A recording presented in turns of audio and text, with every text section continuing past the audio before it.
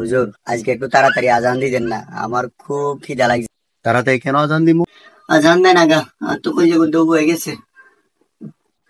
হুজুররা আজকে সুযোগ বুঝছে, আজকে হুজুররা আজান দেন না। আরে আজান দেন আগা।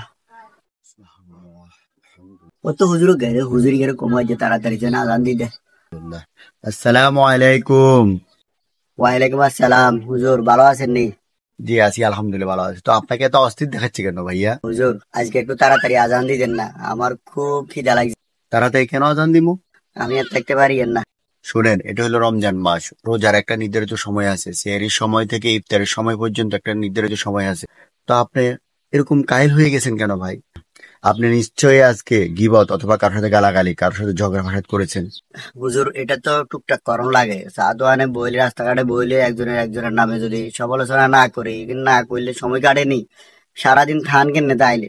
হ্যাঁ, এই কারণে তো আপনার কাছে অনেক কাহিল লাগতেছে, অনেক দুর্বল লাগতেছে, আপনার কাছে শারীরিক ভাবে অনেক কষ্ট লাগতেছে।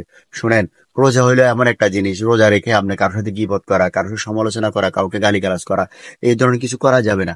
এগুলো করলে আপনার কাছে কাহিল লাগবে, দুর্বল লাগে, আপনি পরিপূর্ণভাবে রোজাটা রাখতে আপনার কাছে কষ্ট হবে। ও আচ্ছা হুজুর, আমি তো করতে পারবো না।